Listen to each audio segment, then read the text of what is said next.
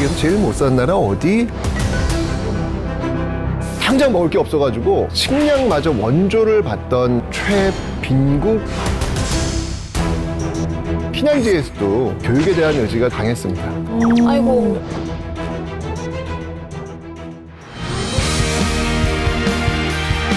(2,600여) 명의 봉사자가 56개국에 파견되어 매년 쌀 5만 톤을 지원하고 있습니다. 가슴이 이렇게 웅장해지는, 어깨에 좀 이렇게 뽕도 좀 올라가는.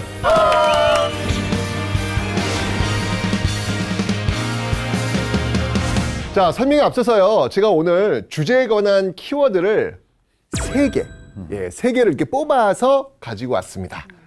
자, 첫 번째 키워드 무엇일지 한번 보시죠. 두둥. 식량 공여국. 네. 자, 이게 뭘까요? 공여는 상대방에게 무언가를 준다라는 의미인데요. 다른 나라의 식량을 공여, 그리고 원조해주는 나라라는 뜻입니다. 맞습니다. 과거 우리나라는요, 당장 먹을 게 없어가지고 식량마저 원조를 받던 최빈국이었습니다. 자, 이제는 오히려 다른 나라에 식량과 자금을 후원하는 식량 공여국으로 성장을 한 겁니다.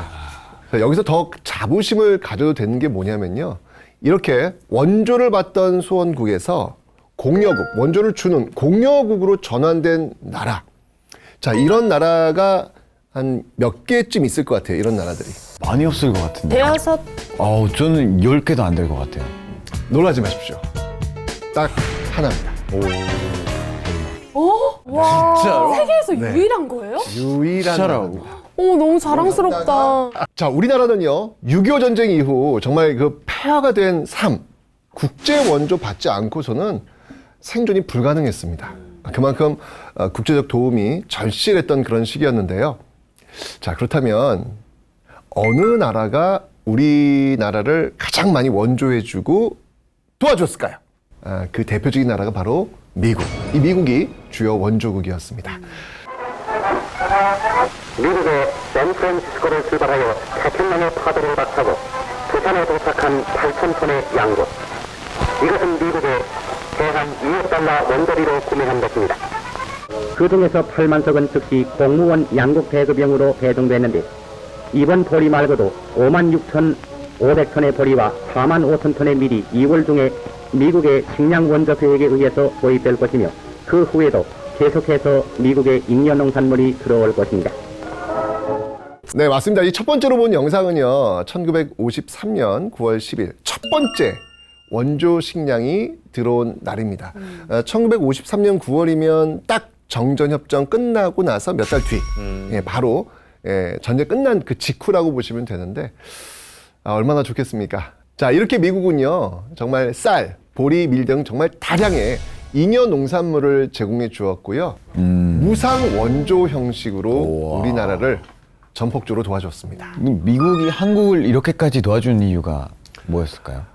일단 우선 미국의 농업 생산자들을 좀 보호하려는 의도가 가장 우선이었고요.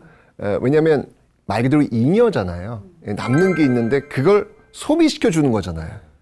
또 이렇게 가난한 나라에 원조를 좀 해주면 인도적 국가로서의 그 위상도 키우게 될 수 있겠죠.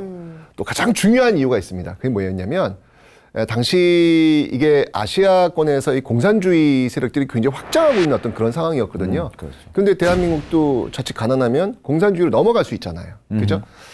바로 아시아에서의 공산주의 억제라는 정치적 목적도 달성할 수 있었기 때문입니다. 이 무상원조가 계속된 건 아닙니다. 네. 무상원조는요, 1957년을 정점으로 해서 서서히 감소합니다. 그러면서 이 1959년 말부터는요, 유상원조로 대체되기 시작을 합니다.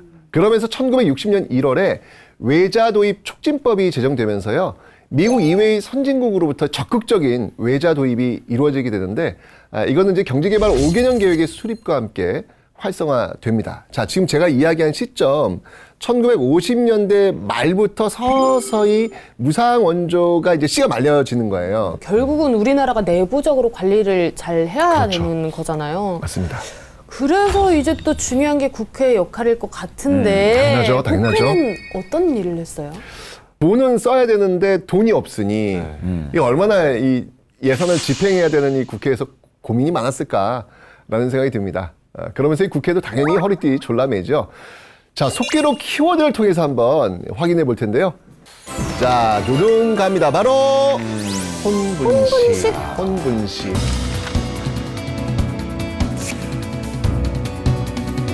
역시 이 미국의 소비를 억제함으로써 도입되는 양곡을 줄게 하고자 이렇게 해서 최초의 수급 계획에 있어서도 연간에 상당한 양의 미국을 다른 혼분식으로 해서 소비 대체를 하자 하는 계획을 가지고 있었습니다. 여기에는 보리쌀을 증가를 시키고 쌀을 절약하겠다는 계획을 했는데 저희들 국민들이 적극 정부의 혼분식 장려에 대해서 협조해 줌으로써 밀가루는 역시 35만 석이 평년에 비해서 소비가 증가되었습니다. 따라서 쌀이 절약되기로는 약 80만 석이 절약되었다고 이렇게 보고 있습니다. 이게 혼분식의 혼이 혼합할 때 혼이거든요. 쌀이 모자라니까 다른 잡곡들이랑 좀 섞어서 먹자라는 게 아닐까. 네. 왜냐하면 당시 쌀이 너무 부족했기 때문에 정부는 이 혼분식을 장려하는 그런 정책을 펼치게 된 거죠. 그러니까 혼식이라고 하는 건 뭐냐면 밥을 쌀로만 짓는 게 아니고요. 혼합하는 거예요, 말 그대로요. 일정량의 잡곡, 콩도 섞어야 되고요, 보리도 섞어야 되고요. 하여튼 정말 다양했습니다. 아주 그냥 색색이로 그냥. 네. 쌀의 증산에 못지않게 쌀을 아끼고 분식과 혼식을 즐겨하는 일이 보다 중요하다는 것을 알아야 하겠습니다. 낭비는 억만장자도 못 떠난다고 했습니다마는 쌀을 해프게 쓰고 낭비를 하면은 증산에 아무런 효과가 없어지고 맙니다. 우와. 소스? 쌀의 절약을 위해서는 우선 쌀밥만 먹는 습관을 개선해서 보리쌀과 잡곡을 섞어 먹고 하루 한 끼씩 분식을 하는 것이 좋겠습니다. 근데 실제로 이게 효과가 있었나요? 당연히 있었죠. 네. 이렇게 정책적으로 먹지 못하게 하는데. 그렇네요. 아니, 그리고 실제로 쌀 구하기도 어려웠고요. 네. 1960년대에서 70년대 그 붐을 이루었던 그 혼분식 장려 운동으로요. 쉽사리 바꾸기 어려웠던 이 쌀밥 편중에 우리 식생활 습관에 변화 생깁니다. 혼식으로 보리의 수요는 늘었고요. 밀가루, 설탕, 우유 등이 보편화되면서 식생활이 굉장히 많이 바뀌었죠. 또 이 빵, 또 라면 같은 가공식품 이때 대량 생산되면서 식품 산업도 당연히 발전이 됩니다. 장기간 국제사회로부터의 각종 원조를 받은 대한민국은요, 본격적인 경제 성장이 이루어지면서 점차 원조 수의 규모가 어떻게 될까요? 줄어드는. 당연하죠. 예. 경제 성장하니까 당연히 감소할 수밖에 네. 없겠죠. 마침내 그 대상에서 제외가 되는데요. 1984년 기억하십시오. 1984년에 드디어 우리가 원조 받는 그 나라에서 조기 졸업을 하게 됩니다. 예. 현재는요, 세계 식량 기구 내 상위 15위의 공여국, 이제 원조를 주는 그런 나라가 되었습니다. 야, 저 한국 사람은 아니지만 한국 사람에서 진짜 뿌듯하고 자랑스러울 것 같아요. 그럼요, 당연하죠. 그 우리나라가 공여국으로서는 좀 어떤 활동들을 해야 하는지 궁금하네요. 그죠? 네, 우리나라는 지난 2018년에 식량 원조 협약에 가입해서요, 매년 쌀 5만 톤을 4개에서 6개 나라, 여기 식량 위기국에 지금 지원하고 있습니다. 이를 통해서 전 세계 300만 명 이상의 그 난민과 이주민의 그 단기 식량 문제 그 완화에 많은 도움을 주고 있는 그런 나라가 됐습니다. 그리고 이러한 현물 식량 원조 외에도요, 저개발국의 그 근본적인 식량 위기를 해결하기 위해서 각종 지원 사업도 열심히 지금 하고 있습니다. 네. 자, 좋습니다. 자, 이제 두 번째 키워드 한번 보도록 하겠습니다. 두둔. 교육 강국. 강국. 대한민국 교육 강국이죠. 네. 그 교육 열이 엄청나잖아요. 네, 우리가 앞서 이야기했던 식량 원조는 사실은 생존을 위해서 정말 필요했잖아요. 네. 그런데 생존 말고 나라가 그 한 단계 발전하기 위해서는 무엇보다도 교육이 중요합니다. 생존은 식량, 발전은 교육. 교육. 네. 자, 어쨌건 두 번째 키워드는요. 우리나라가 교육 강국으로서 첫 걸음마를 떼게 도와주었던 한 기관의 이야기와 함께 시작해 볼까 합니다. 기관? 아까 그 식량 같은 것들을 굉장히 많이 원조해 줬던 나라가 어디라 그랬죠? 미국. 자, 그러면 이제 교육도 마찬가지로 어느 곳에서 굉장히 많이 도움을 줬어요. 문제 한번 내볼까? 어떤 기관일 것 같아요? 교육으로 유명한 기관. 교육으로 유명한 기관. 전 세계적으로? 크리스찬, 그래도 외국 기관인데 느낌 없어요? 설마 유네스코인가요? 보시죠. 네, 야, 교육도 역시 많이 도와줬나요? 맞습니다. 우리가 이제 유네스코 얘기는 많이 들어보셨잖아요. 네. 어떤 이미지로 좀 와닿나요? 유네스코 하면 딱 오는 이미지. 세계문화유산. 맞아요. 대부분은 그 정도로 다들 알고 계실 것 같아요. 그렇죠, 그렇죠. 여기 네. 하나 더 보태보면은 전 세계 교육 보급을 위해서 설립된 UN 전문 기구라고 합니다. 예, 사실 이 유네스코는요. 교육 문제를 중심으로 결성이 되고 활동해온 국제기구예요. 과거 전쟁의 폐허 속에서도 그 유네스코의 그 교육 지원으로요. 우리나라도 희망을 가지게 되었던 것이죠. 자, 그렇다면 제가 하나 더 질문을 한번 해볼까 합니다. 우리나라는 그 유네스코에 언제 가입했을까요? 자, 우리나라는요, 1950년 6월 14일. 그러니까 1950년 6월 25일 전쟁 발발하잖아요. 아, 맞네요. 그러니까 1950년 6월 14일이니까 직전. 열흘 전이네요. 네, 6월 14일에 유네스코에 가입해서요, 55번째 회원국이 됩니다. 유네스코는요, 대한민국이 가입한 첫 번째 국제기구입니다.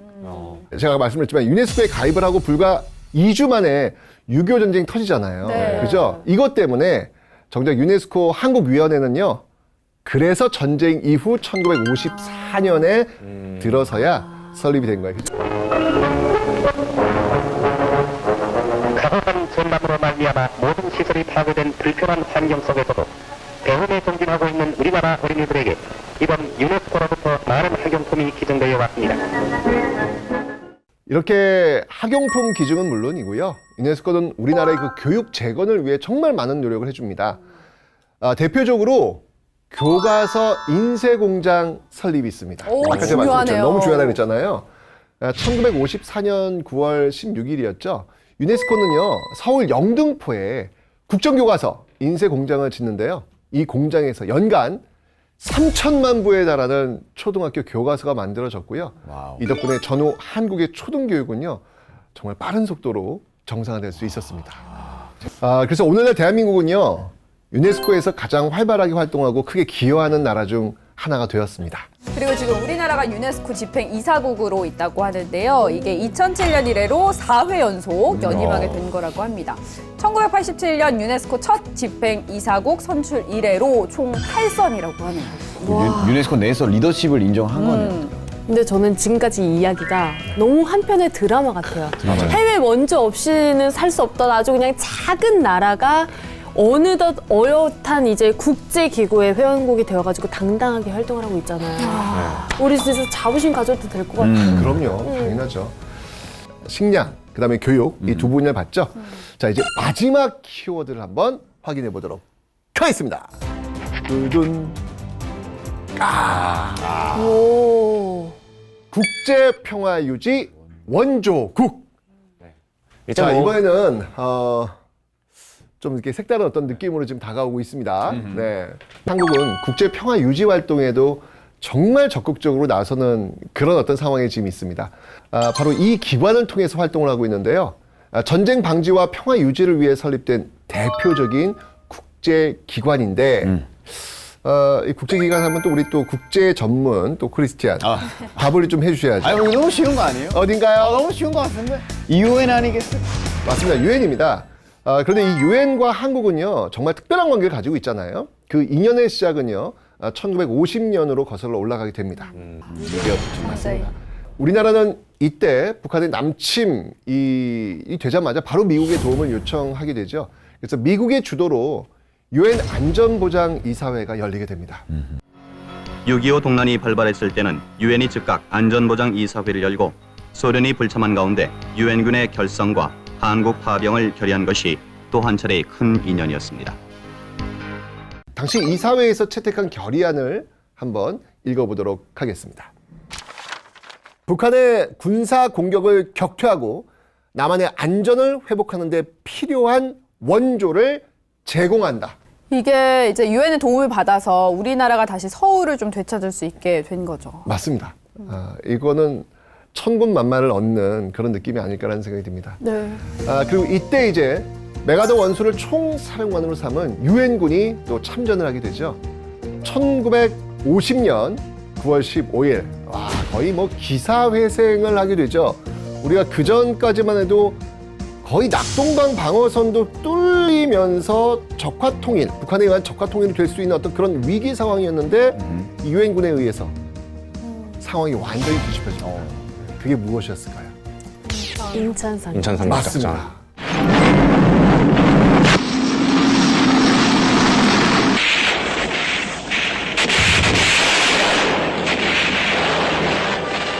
이후 산발도선 부근에서 접전이 이루어지면서 전쟁은 점차 소강 국면으로 접어들게 되었고 결국 오늘날까지 휴전이 이루어지고 있는 겁니다.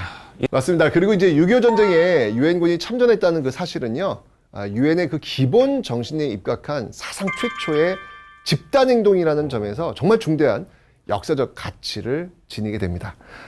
당시 유엔 참전국 및 지원국들을 좀 제가 한번 소개를 한번 해볼까 합니다. 당시 참전국은요, 총 22개국이 달했고요. 미국을 비롯한 16개국이 전투 병력을 파견했고, 6개 국가가 의료 지원단을 보내왔습니다. 그리고 여기 40여 개국이 물자를 지원해 줌으로써 총 60여 개국이 우리나라에게 전폭적인 도움을 주었습니다. 근데 제가 알기로는 6.25 전쟁이 일어났을 당시에는 우리나라가 유엔 회원국이 아니었다고 알고 있거든요. 그러면 유엔 회원국도 아니었던 우리나라를 위해서 이제 전쟁에 참전을 한 케이스네요. 그렇죠.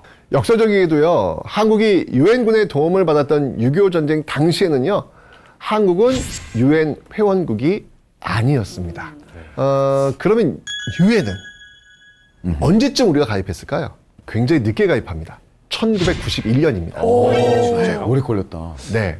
자, 이렇게 오랜 시간이 걸린 만큼 우리 국회에서도요, 유엔 가입을 포기하지 않았습니다. 과연 이 남북한 유엔 동시 가입이 가지는 의의 무엇일지 속기록 내용을 통해서 한번 살펴보도록 하겠습니다. 유엔 가입 동의안을 처리함에 있어서 민의의 대변 기관인 우리 국회는 보다 넓은 세계관과 역사관을 가지고 그 의미를 되새겨 보아야 할 것입니다. 남북한의 유엔 동시 가입 실현은 한반도가 대결의 시대로부터 공존의 시대로 넘어가면서 통일의 길목으로 접어든다는 민족사적 전환을 뜻합니다. 그럼 이제 한국은 유엔국의 일원으로서 세계 평화를 지원하는 국가로 거듭난 건가요? 맞습니다. 특히 한국의 유엔 가입 직후에 세계적인 분위기가 탈냉전 시대 그 초기에 평화에 대한 낙관론이 좀 무너지는 시점이었거든요. 게다가 뭐 난민이라든지 또 환경 문제 등 각 분야별로 유엔의 그 활동 수요가 폭발적으로 증가한 그런 시기였습니다. 자, 한국은 그래서 비록 유엔의 후발주자였긴 했는데 어쨌건 이 가입한 초기부터요, 중견 국가의 그 위상에 맞추어서 재정적 또는 외교적 또는 군사적으로 많은 기여를 그냥 전폭적으로 하게 됩니다. 그럼요. 아까 보신 것처럼 한국에서 반기문 유엔 사무총장도 배출할 정도로 국제사회에서 한국의 위상이 점점 높아지고 있습니다. 네. 맞습니다. 자, 이 키워드 마지막으로 한번 볼까요? 세 가지였죠? 네, 세 가지. 식량 공여국, 교육 강국, 국제 평화 유지, 원조국. 자, 이렇게 세 개의 키워드를 좀 중심으로 우리나라의 역사를 한번 되짚어 봤는데요. 지금의 대한민국이 있기까지 정말 수많은 국제사회의 도움이 있었다는 사실 아셨을 겁니다. 자, 그렇다면 이제 과연 누가 나서야 될까요?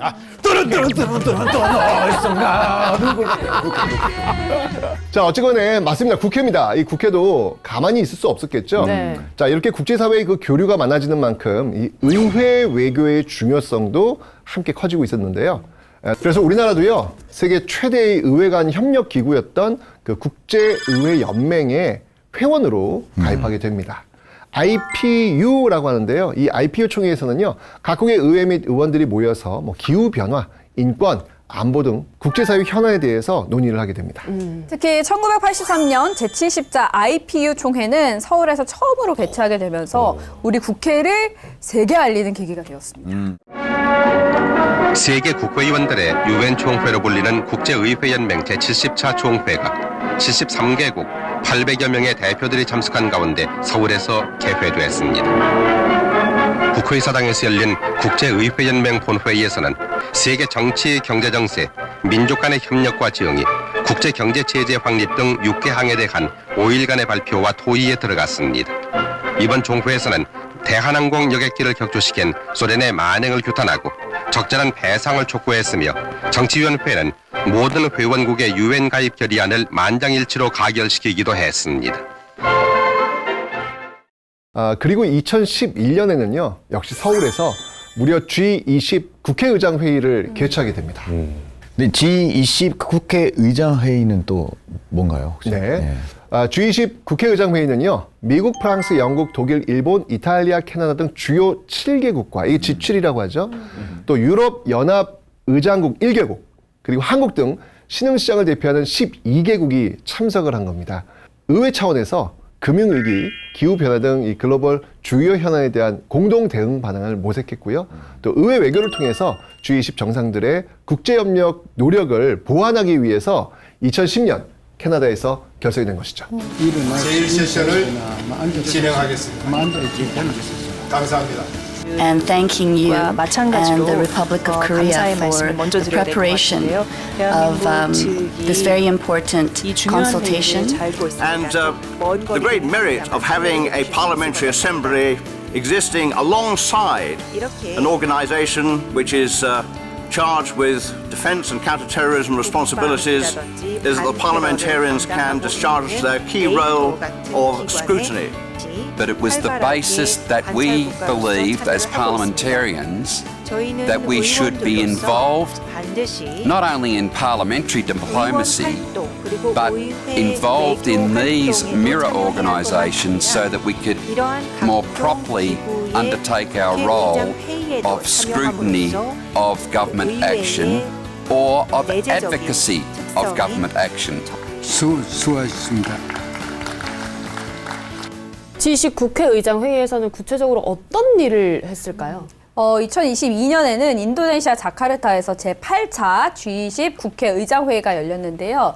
지속가능 발전 및 녹색 경제 가속화, 식량 에너지 안보 및 경제적 도전 과제, 효과적 의회와 활기찬 민주주의, 사회적 포용, 성평등, 여성 권한 강화를 위한 G20 의회 차원의 공조 방안을 논의했습니다. 많은 일을 하네요. 보신 것처럼 세계 흐름에 맞춰서 앞으로 국회의 역할이 더욱 막중해질 텐데요. 더 나은 대한민국을 위해서 국회가 힘써 주시기를 응원하겠습니다. 2021년 한국은요, 세계 10위의 경제 대국으로 진입을 했습니다. 저도 참 이 한국인으로서 그런 뉴스 기사 이런 걸 접하면서 참 자랑스럽다고 생각을 하는데요. 지금의 대한민국으로 성장에까지 정말 많은 국민들의 노력과 또 국회의 헌신이 있었기 때문이 아닐까 이런 생각을 한번 해보게 됩니다.